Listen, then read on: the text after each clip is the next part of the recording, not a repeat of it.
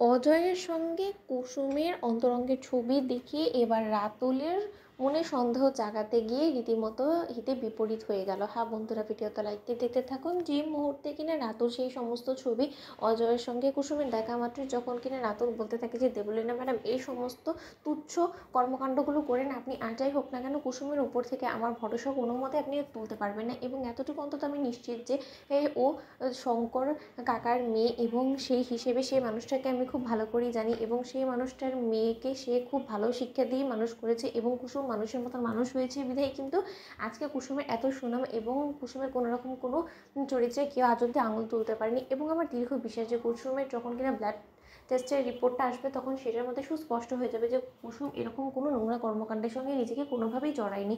এই সমস্ত কথা বলে যখন কিনা শত্রুর মুখে ঝামা ঘুষিয়ে দিয়ে রাতুল সেখান থেকে উঠে চলে যায়, ঠিক সেই মুহূর্তে দেবলীনা বলতে থাকে যে খুব বেশি ওভার কনফিডেন্ট তুমি, তাই না রাতুল? কিন্তু তোমার সেই রিপোর্টটার মধ্যে যদি গরমিল থাকে তখন তুমি কি করবে? তুমি তো আলটিমেটলি বাধ্য হবে সেই রিপোর্টের উপরে ভরসা করতে, কারণ তোমার তো দীর্ঘ বিশ্বাস যে সেই রিপোর্টে নেগেটিভই আসবে কুসুমের প্রেগনেন্সি টেস্টের রিপোর্ট, তাই তো? তাহলে বরঞ্চ সেটাই যদি আমি পাল্টে দিই তাহলে তো অবশ্যই তুমি বিশ্বাস করতে বাধ্য হবে যে কুসুম নষ্টামি করেছে এবং কুসুম একটা দুশ্চরিত্র মেয়ে ছাড়া কোনো কিছু নেই, এবং সেই সমস্ত কিছু প্রমাণ করার জন্য আমাকে এক্ষুনি একবার হসপিটালে যেতে হবে। অন্যদিকে দেবলীনা যখন কিনা কুসুমের সেই ডক্টরের সঙ্গে কনসাল্ট করে বলতে থাকে যে দেখুন আমি বিশেষ একটা কারণে এখানে এসেছি, আজকে কুসুমের ব্লাড স্যাম্পল কালেক্ট করা হয়েছে এবং কাল নাগাদ কিন্তু কুসুমের রিপোর্টসটা চলে আসার কথা, তাই তো? কিন্তু সেই রিপোর্টসটা সেটাই আসবে যেটা কিনা আমি আপনাকে আদেশ করব, এবং আপনি আমার কথা শুনতে বাধ্য, এবং তার একটা কারণ আছে। আপনি যদি কোনো মতে আমার কোনো কথা না শোনেন তাহলে কিন্তু আপনি যে সমস্ত অনিয়মগুলো করে হসপিটালটা চালাচ্ছেন না সেই সমস্ত কিছু আমি কিন্তু সকলের কাছে ফাঁস করে দেবো। অন্যদিকে যখন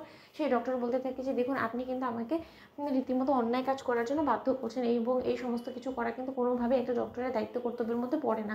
অন্যদিকে দেবলীনা বলতে থাকে যে আপনি কত শত অনিয়ম করে বসে আছেন এখনও পর্যন্ত আপনার হসপিটালে, সেই সমস্ত কিছু আমি যদি ফাঁস করে দিই তাহলে আপনি বাঁচতে পারবেন, আপনার এই হসপিটালে তালা পড়ে যাবে, বুঝলেন তো? তাই আমার সঙ্গে একদম আপনি বাঝাবাঝির চেষ্টা করবেন না। অন্যদিকে যখন কিনা সেই ডক্টর বলতে থাকে ভয় পেয়ে যে আমাকে কী করতে হবে, ঠিক সেই সময় দেবলীনা বলতে থাকে সেরকম বিশেষ কোনো কিছু না, কুসুমের যে ব্লাড স্যাম্পলটা নেওয়া হয়েছে, কুসুম সরকারের সেই ব্লাড স্যাম্পলের রিপোর্টটা যাতে যে কোনো মূল্যে পজিটিভ আসে, কারণ আমি নিশ্চিত যে ওর ব্লাড স্যাম্পলে সেই রিপোর্টটা নেগেটিভই আসবে, কিন্তু কোনোভাবে সেটা নেগেটিভ শো করা যাবে না। সেই রিপোর্টে যাতে যে কোনো মূল্যে পজিটিভ শো করে এবং ওর প্রেগনেন্সি যাতে কনফার্ম হয় সেই ব্যবস্থাটি আপনাকে করতে হবে, এবং আমি কিন্তু আপনাকে এমনি এমনি এই কাজটা করাবো না, তার জন্য কিন্তু আপনি যথেষ্ট পরিমাণে পারিশ্রমিক পাবেন, এবং আপাতত এই টাকাটা আমি অ্যাডভান্স করে দিলাম, এবং ভুলবশত এই সমস্ত কথাবার্তা কিন্তু কারোর সঙ্গে আপনি শেয়ার করবেন না। যদি আমার অবর্তমানে আপনি কারোর সঙ্গে চালাকি খাটিয়ে এই সমস্ত কথা জিজ্ঞেস করে বা তাদের সঙ্গে কোনো রকম কোনো চাল খাটানোর চেষ্টা করেছেন তাহলে কিন্তু আমার থেকে খারাপ কেউ হবে না, এই কথাটা মাথায় রাখবেন। তো বন্ধুরা লাইক কমেন্ট শেয়ার করে সাবস্ক্রাইব করুন।